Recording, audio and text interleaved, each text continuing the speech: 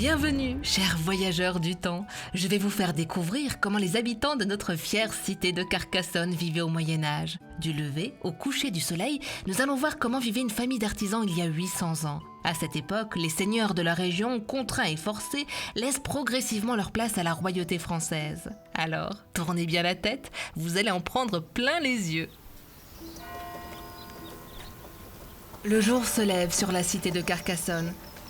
À l'extérieur des remparts visibles aujourd'hui existait un autre rempart abritant des milliers de citadins. Prenez garde, un cavalier qui va à toute allure.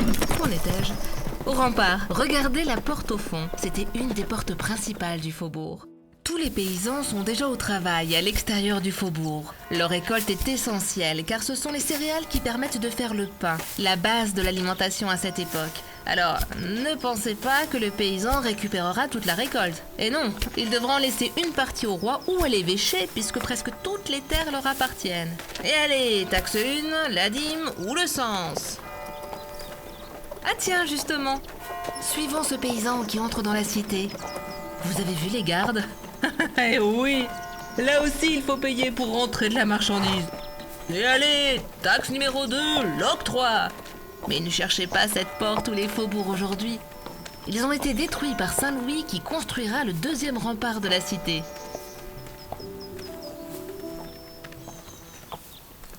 Et nous voilà dans la maison de Guillaume, le forgeron. C'est lui qui s'étire au fond de la pièce. Il a l'air fatigué, alors que sous l'escalier, Marcelina, la grand-mère, travaille. Regardez bien tous les détails de la pièce. Pas d'électricité, on s'éclaire à la bougie. Pas de lit, on dort sur des paillasses. Pas de cuisinière, on cuisine tout à la cheminée. Et même pas de frigo, on fait sécher la viande. Mais pas de salle de bain non plus. Regardez Guillaume, il se lave dans la cuisine. Et encore, que ceux qui se voient, comme les mains et le visage. Et oui, à l'époque, on ne se lavait pas entièrement tous les jours. Et pour se chauffer, eh bien c'était les animaux qui partageaient la même pièce pour se chauffer. Les petites fenêtres permettent de garder la chaleur. Bon, du coup, c'est un peu sombre. Bon, on ne va pas parler de l'hygiène, hein, ni même de l'odeur.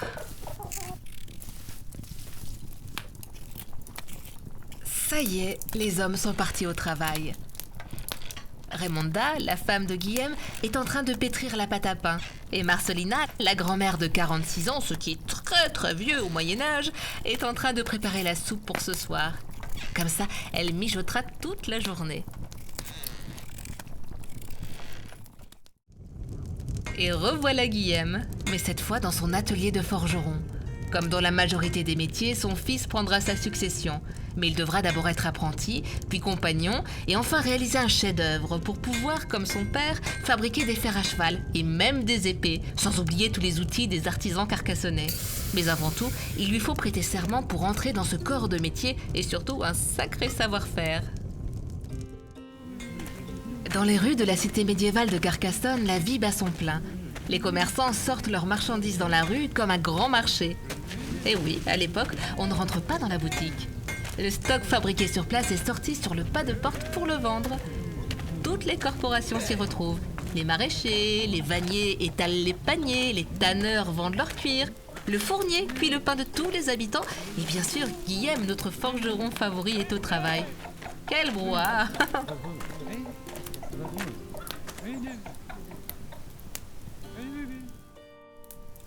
Oh!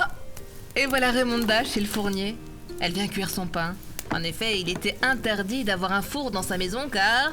Et allez, taxe numéro 3, les banalités qu'il fallait payer au sénéchal, le représentant du roi. Ah bah tiens, le voilà. Il se reconnaît dans son beau costume, avec ses gardes. Au Moyen-Âge, terres agricoles, moulins et fours appartiennent au roi, à l'évêque et au seigneur. On change d'ambiance. Chut, on arrive chez les chanoines. Là, c'est bien plus austère. Et bien plus silencieux. Vous imaginez, à Carcassonne, nous avions autant de chanoines qu'à Notre-Dame de Paris. Ah, quelle cité! Et c'était impossible de faire sans eux. Ils géraient les terres agricoles, les bois, les forêts et leurs comptes. Ils étaient vraiment riches. Regardez le sellerier, véritable comptable. Ah, il a l'air bien sérieux. Il utilise son boulier, l'ancêtre de la calculatrice. Regardez ce chanoine en train d'écrire. Les chanoines avaient le privilège de savoir lire et écrire contrairement à la population, et donc détenaient aussi tous les écrits, un véritable pouvoir. Les enfants n'avaient pas la chance d'aller à l'école, mais bon, je n'aimerais pas être à sa place, car pour recopier la Bible, il fallait 1 an. On retrouve Marcelina, la grand-mère. Elle est venue se confier. Les chanoines étaient pour beaucoup de monde leurs confidents. J'aimerais bien savoir ce qu'ils se racontent. Oh tiens, regardez, les tailleurs de pierre sont au travail dans le cloître.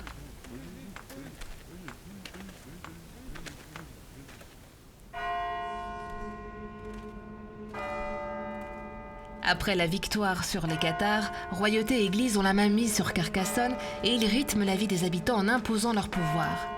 Chut, cette fois-ci, il ne faut vraiment plus parler. Les chanoines partent prier comme 8 fois par jour environ. Allez, on les laisse tranquilles. Allez, nous ressortons du cloître pour retrouver l'animation des rues. Ah, mince, nous n'arrivons pas au bon moment. Une patrouille vient de capturer un hérétique cathare. L'Inquisition a commencé depuis 1233. Le catharisme est encore présent dans la région et dans les murs de la cité. Guillaume et les habitants de la cité sont stupéfaits par la situation. Certains connaissent bien le malheureux.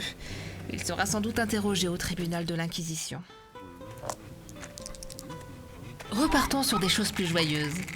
Mais quel plaisir de se retrouver après le travail. Guillaume joue au dé. Oh, bravo, il a encore gagné! Enfin, un moment convivial, tout le monde en profite pour discuter.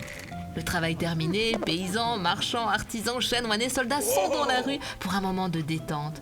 On échange les dernières nouvelles. Cet instant convivial est le moment de profiter de musiciens, jongleurs. Écoutez ce joueur de flûte applaudi par les habitants de la cité. Il jouera certainement ce soir au château avec son groupe de troubadours. Et juste derrière, nos autres compères sont à la taverne. Les soldats n'ont pas l'air d'échanger beaucoup avec la population.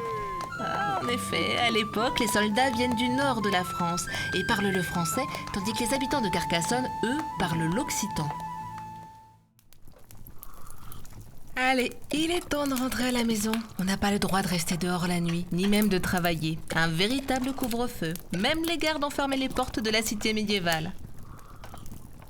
Regardez comment se déroule une soirée avec la famille de Guillaume.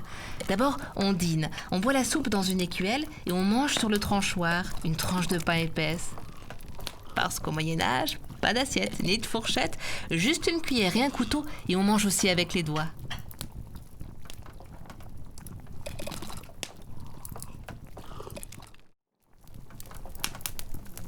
Avant d'aller se coucher, notre vieille grand-mère raconte des histoires aux enfants. Pour apprendre, pas d'école ni de livres. La transmission est pour la population uniquement orale. Marcelina transmet toutes ses connaissances à travers des histoires et des contes. Oh bah, que fait Raymonda? Elle file la laine. Alors, je ne vais pas tout vous dire aujourd'hui, mais l'histoire du textile fait vraiment partie de la prospérité de Carcassonne. Sur ce, il est temps de laisser la famille de Guillaume aller se coucher.